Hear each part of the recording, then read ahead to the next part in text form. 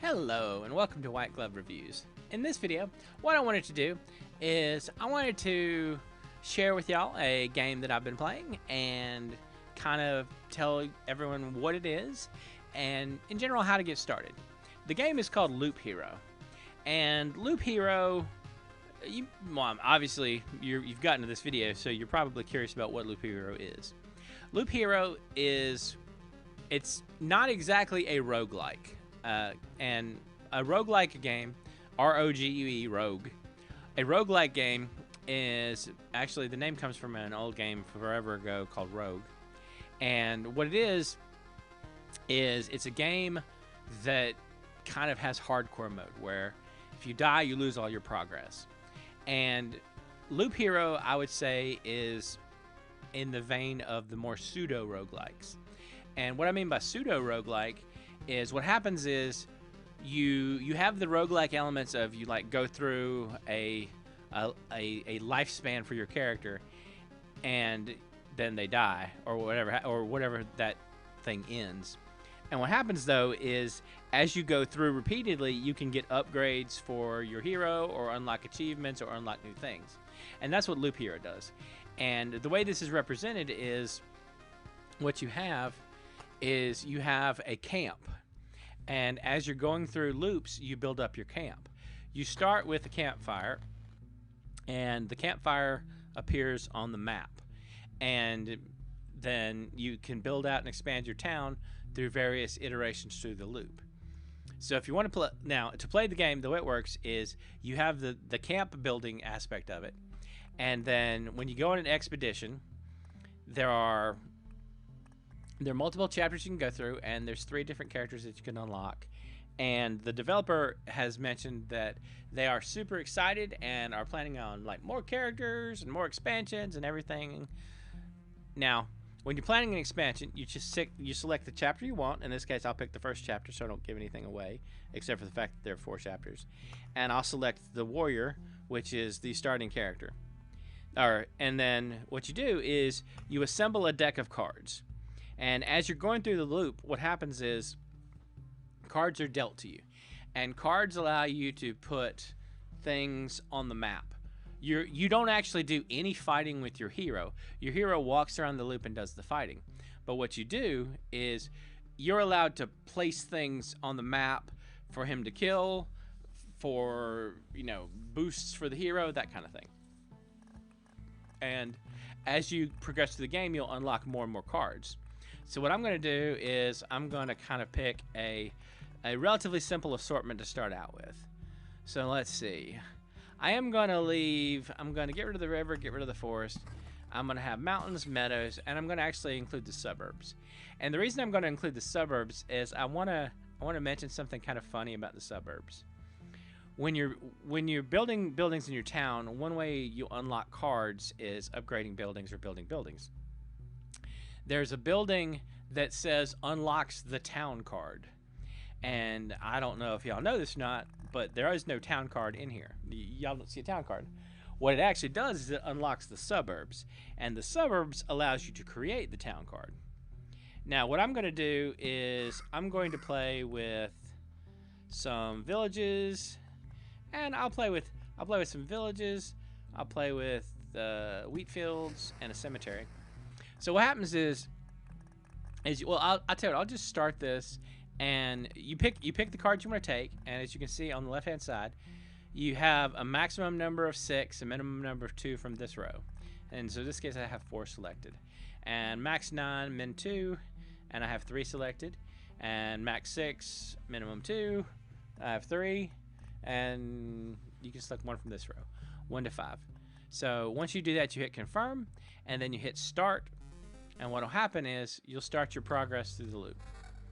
Now, the way this works is this is your campfire, and as you can see, it says heals, in my case, 44% upon entering. So you go through the loop like so.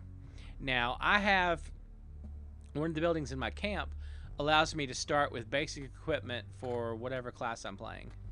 And so the equipment you find in your travels appears here, and you can drag it up to the slots and it'll replace the old equipment.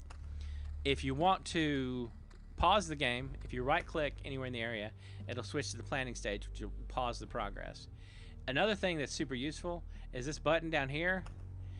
It's a retreat button, and what happens is if you retreat, you'll lose some of your stuff. But if you left-click and hold down on this button, you'll get these little gold gears that pop up. And what this will do is this will cause your hero to automatically stop once he cycles around and gets to the campfire. I am not going to do that though. So, and as you can see, as you're walking through, the hero encounters things on the track. Like in this case, they're little slimes. And what happens is you get these cards. And if you left-click and drag the card out, you can play it anywhere on the map that you have a green square. I am not, and the cards do things. Like in this case, if you look on the right-hand corner, it says Meadow. Heals 2 damage at the start of each day. And if you look up here at the top, there's the day progression, and it's a little bar. And once you get to the end of here, the day ends, and everything triggers based on the day. The second bar right here is map completion. And what happens is when you fill this bar up, the boss will show up. So I'm gonna right-click and let things progress, and it's gonna fight. All right, now this is the cemetery. Is something that you can play on the map, on the track. And what happens is the cemetery spawns a skeleton every 3 days. So what I'm gonna do is I'm gonna place this on the map, and so every 3 days when the day cycle passes, you'll get a skeleton here that your hero can fight. And also one thing I want to show you real quick. You see right here, 2 items popped up. A shield. Now, if you look at the shield, when I mouse over it, it shows the current value of this shield, and above it, it shows the shield that I've equipped. And if you look under beside defense, you'll see a 4 and an equal sign.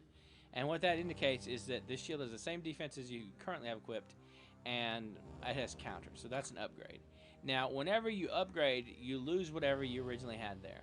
Like if you look at this one, the axe, it says damage, and it's 3 to 5, and it has an equal sign, and that means this is equal to that. All right, now the spider cocoon, the deal with spiders is you can place them along the side of the track. Like let's say I want to place a spider right here. What happens is this spider will spawn a spider, and it'll go to an adjacent tile. And in this case, adjacent would be here or here. Probably here most of the time.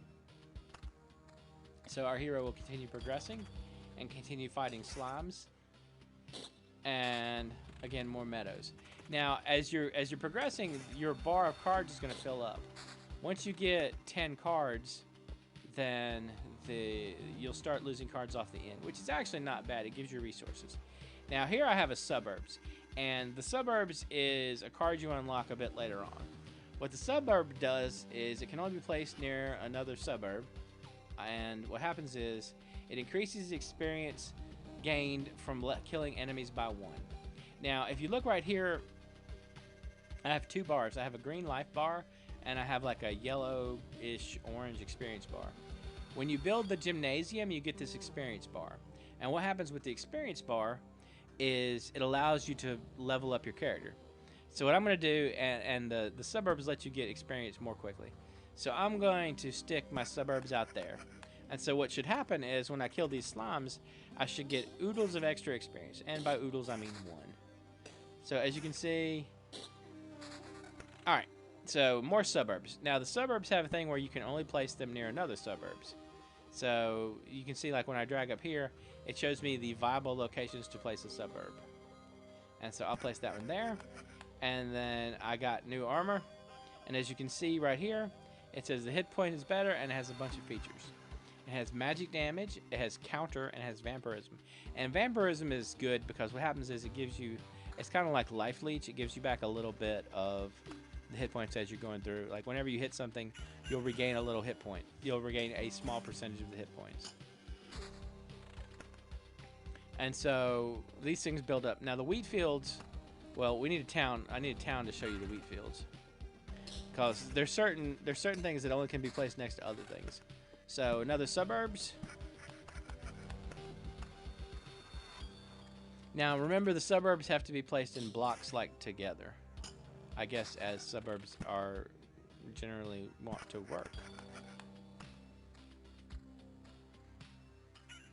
Okay, here I got a ring, And since it's my only ring, I might as well just equip it.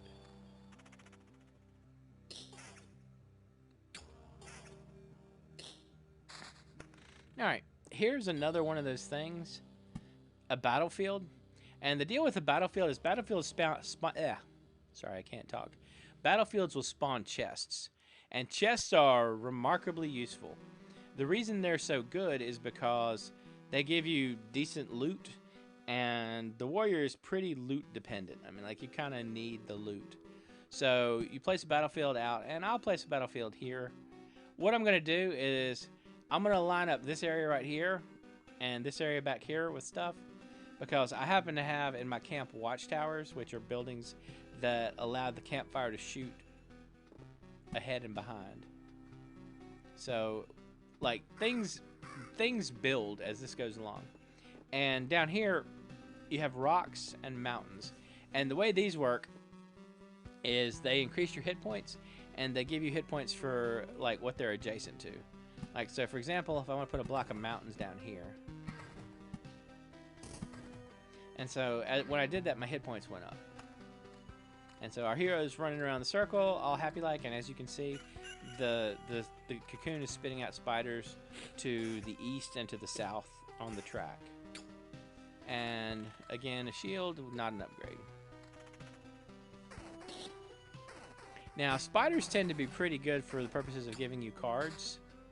And cards let you build up quickly and do your, continue your progress. So what I'm going to do is I'm going to build a little block of mountains over here. Now, one thing about mountains is after you place your 10th rock or mountain, a goblin camp will appear on the map. And hopefully I'll be able to show you what you can do if you want to get rid of things. Because the Oblivion card will destroy it'll destroy a location on the map. Okay, I got a village. So here's the deal with villages. When you place a village on the map, like say I'm going to place it right here, what happens is it heals 25 hit points when you enter, and it gives you a quest. And now that we have a village place, we can place a wheat fields. And what happens is the wheat fields will increase the healing, and they will occasionally spawn scarecrows. Now, when you place your second village, you get a bandit camp. So I'll show you the whole band. And there's a chest, by the way, from the battlefield. All right, you see, we got a better loot. So if you look at this armor, you can see it's 272 hit points versus 97, and it has damage to all. And what damage to all is that just means when you swing, you hit a bunch of stuff.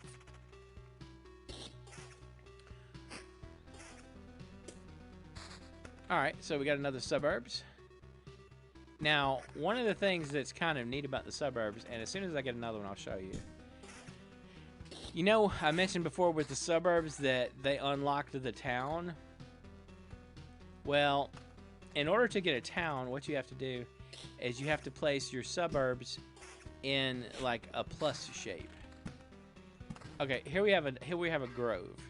Now, what I have started to do, and what I generally like to do, is the first grove I'll put in like a little, I don't know what you call this, a cul-de-sac maybe? A shape like this. Because what happens is you place a grove here, then when you get a blood grove, you can place the blood grove right here, and then it'll affect all this area around here. And the deal with a blood grove is what it does is when a enemy gets to 15%, it will kill it. And so it basically is an easy way to do extra damage. And also it'll spawn flesh golems, I believe. Alright, so watch this. I have a suburb here, right? If I put it right here, what happens is this suburb transformed into a town. And so this gives me more experience. And that's how you get a town, is you basically surround it with suburbs, which I guess makes a lot of sense. So what I'm going to do is I'm going to fast forward a bit. Actually, I'm going to just jump forward. Oh, by the way, y'all saw that? That was when I moved through the village, that was a quest popping up. And so what happened is, as you can see, I get a bunch of spiders, and the spiders ideally give you cards. Alright, well, there's a couple things. So one, I got another suburbs, so I'll place a suburb there. And the other thing is, once you have the gymnasium, you can level up. And what happens when you level up is you get various choices. So in this case, I can choose between a somersault, I can have my defense increased by +1, or I can have my damage increased by 20% of my defense. I think what I'm going to do is I'm going to go with the increased defense. Actually, I'm going to go with the skilled armor. And so what I'm going to do now is I'm going to basically jump ahead, and I'll show you where things are as this game progresses, and we get closer to maybe wrapping up this run. Okay, this is a little bit farther along. One thing I wanted to show you is when you place a block of a 3x3 block of mountains, what happens is it transforms into a mountain peak, and that gives you a bunch of extra hit points. So anyway, it also spawns a Harvey, which is neither here nor there. Anyway, I just wanted to point that out. So I will fast forward a little bit more. Okay, this is a little farther along. Now, a couple things I want to show you. One, I've placed 9 rocks, and when I place the 10th rock, like say I place it right here, what happens is you notice that a goblin camp popped up on the map. So goblins tend to be a little inconvenient, so what you can do if you want is you can use an Oblivion card to destroy a goblin camp if you want. The other thing I want to show you is the Blood Grove. So what happens is the Blood Grove can be placed adjacent to a forest. Yeah, can be placed near a forest adjacent to the road. It can also be placed beside a grove, which took me way too long to actually figure out. So what happens is roots devour enemies when they have less than 15% left.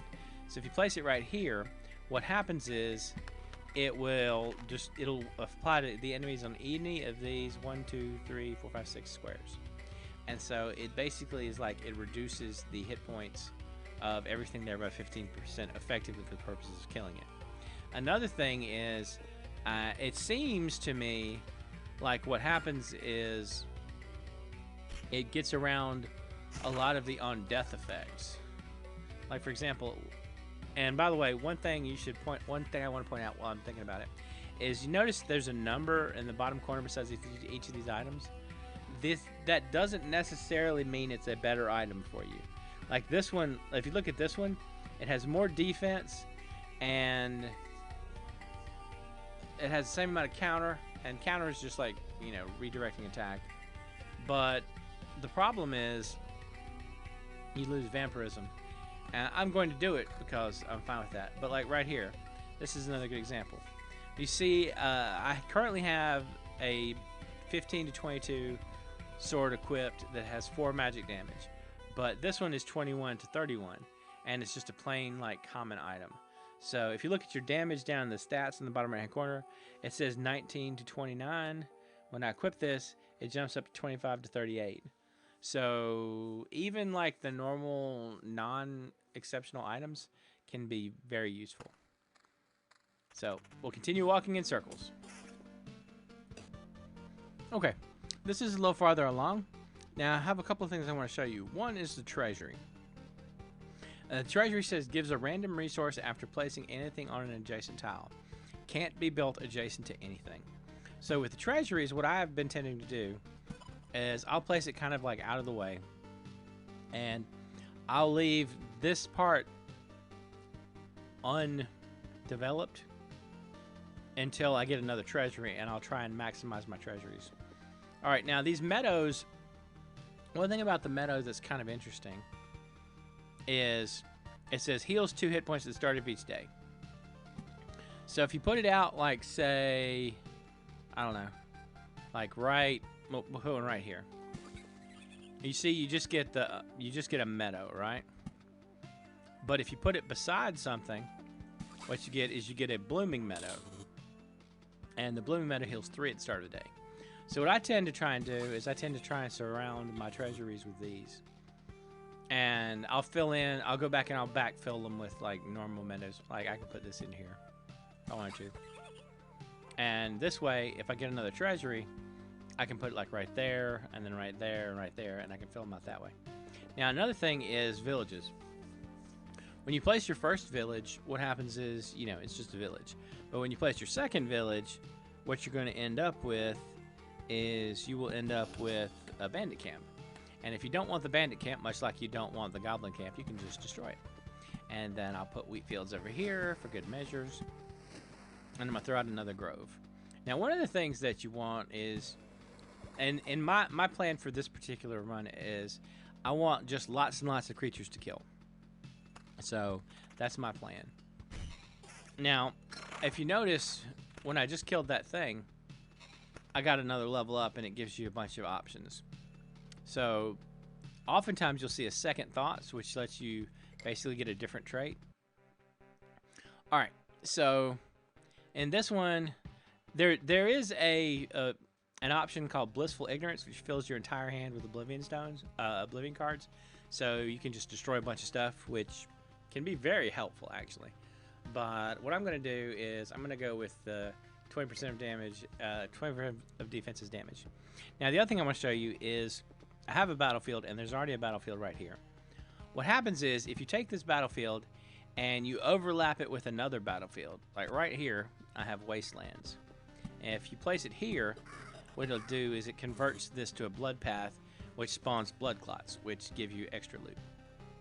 Anyway, we shall now continue ahead, and I'll pick up farther down the line. Okay, things have progressed a little farther, and two things I want to show you. One, if I place a treasury, what I want to do is I can position it so it's really close to this other treasury, and then that way I can put the meadows out around it, and it'll still let me add more treasuries in here. Now, if you look, it looks like I can fit one more treasury right there and surround it. A lot of times you'll be able to do like a block of 4 on this side, but this map is a little bigger. Another thing I want to show you is if you look at these mountains, right? And look at the resources you're collecting, because you collect resources to upgrade your villages. If I use this Oblivion Stone to destroy this mountain, what will happen is I get a bunch of resources for changing it, and then it reactivates another section of mountain.